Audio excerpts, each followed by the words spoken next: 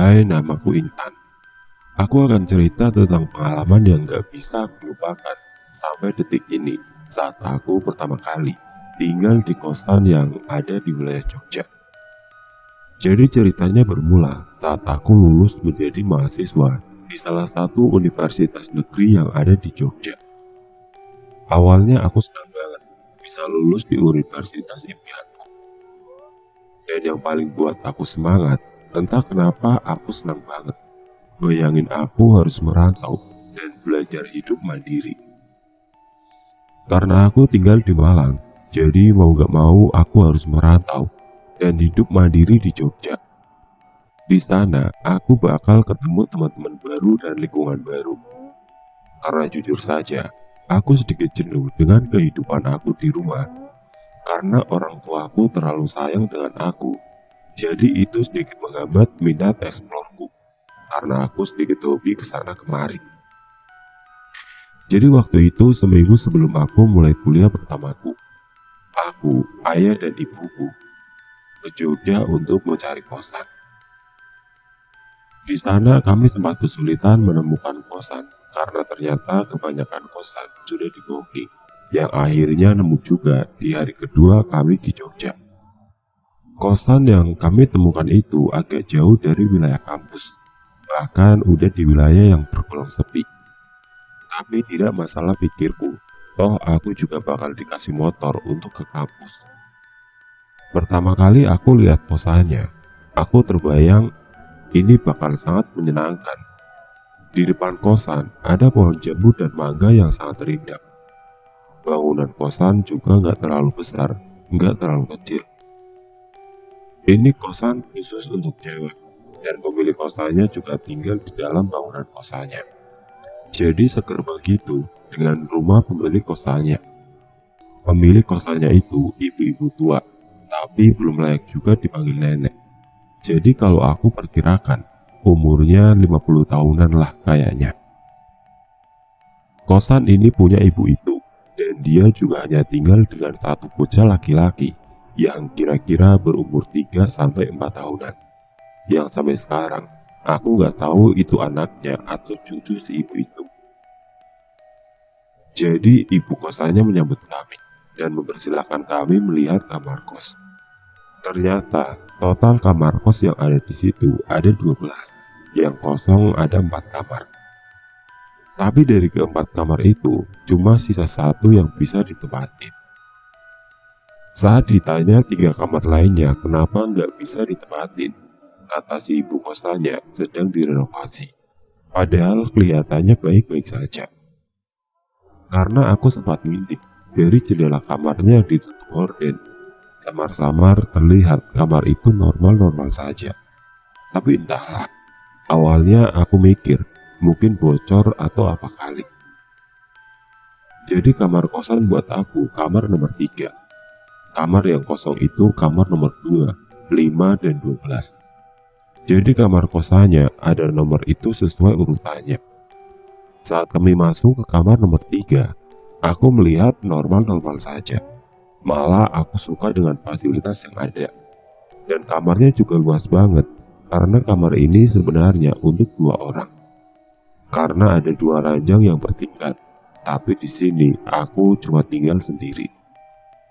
Tapi yang aku bingung, nggak tahu kenapa awal aku masuk ke kamar itu, rasanya dadaku agak berat.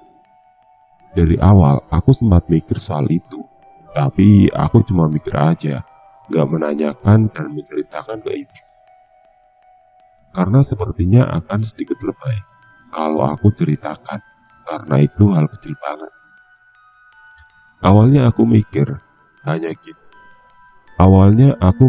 gitu.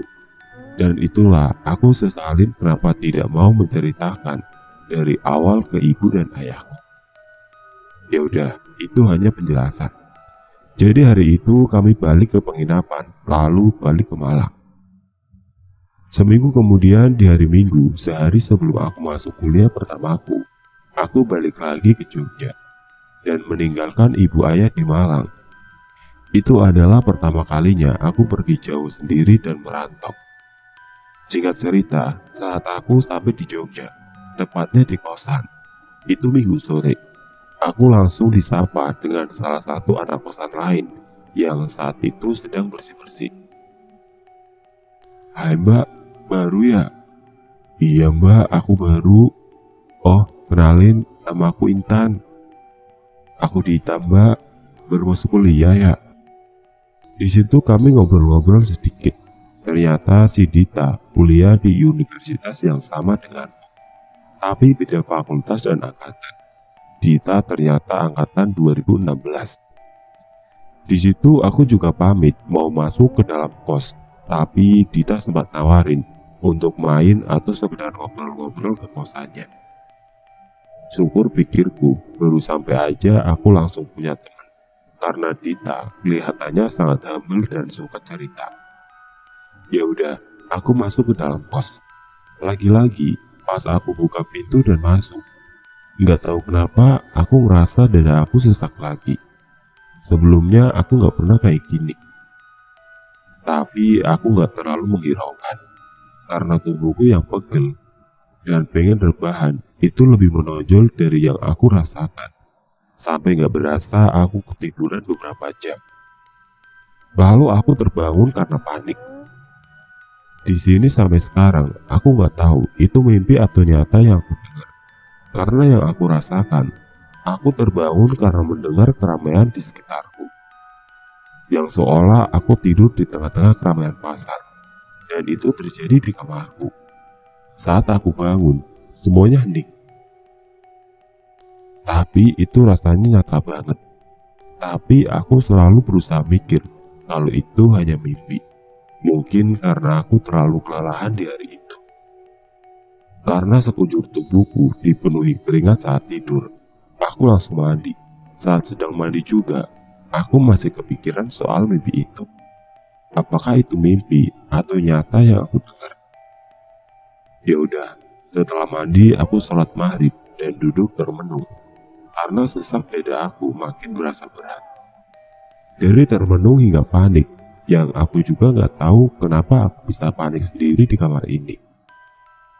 Semakin lama rasanya semakin aneh, karena sesak yang aku rasakan itu. Sepertinya di kamar ini penuh dengan orang-orang. Sesak, panas dan pengap. Padahal AC sudah aku nyalakan yang paling dingin. Dan di kulit juga rasanya dingin, tapi di dalam rasanya panas.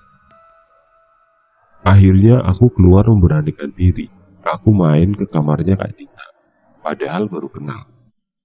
Di situ aku nggak cerita soal itu. Aku cuma ngobrol soal hal lain aja untuk menenangkan pikiranku dari sesuatu yang aku juga tidak tahu. Karena anehnya di kamar Kak Dita semuanya normal. Aku berasa lebih lega di kamarnya. Sampai aku berharap Kak Dita basa-basi untuk nawar aku nginep di kosannya. Tapi aku malu buat minta nginep. Tapi sayangnya Kak Dita nggak nawarin dong. Ya udah, malam itu kami cuma cerita aja. Di situ Kak Dita cerita soal keseruan kampus.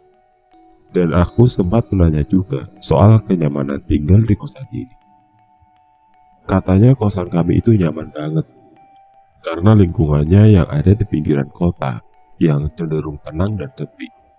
Karena jarak sekitar 300 meter, baru ada beberapa warung makanan. Dan Kak Dita juga cerita, anak kosan di kamar lain juga baik-baik kok, tapi cenderung menjaga privasi, tapi semuanya murah senyum. Tapi di antaranya ada beberapa yang bukan mahasiswa karena sudah bekerja. Aku juga belum pernah ketemu mereka karena mereka kelihatannya hanya di kamar masing-masing.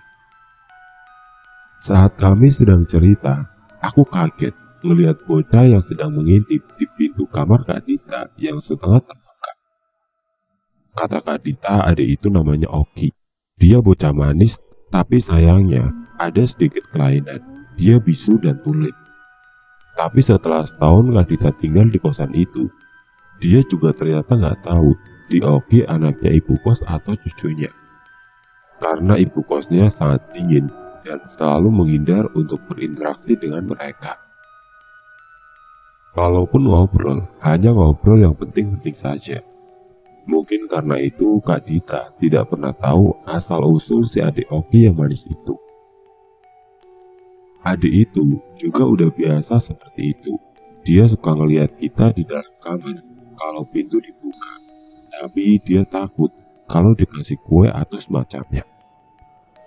Dia cuma suka ngelihat sambil ngintip aja kok. Dan mondar-mandir di halaman kosan. Karena rumah ibu kos ada di dalam pagar kosan. Lalu setelah kami ngobrol panjang lebar, waktu juga udah sekitaran jam 22.30. Aku balik ke kamar karena emang sudah sedikit ngantuk. Tapi saat aku mau buka pintu kamarku, gak tahu kenapa, selalu perasaan takut dan gelisah itu balik lagi. Tapi aku juga gak tahu, aku gelisah dan panik karena apa. Itulah yang aku rasakan saat hendak mau buka pintu dan masuk. Tapi apa boleh buat, Kak Dita tidak menawar aku nginap. Aku gak berani untuk menerobos privasi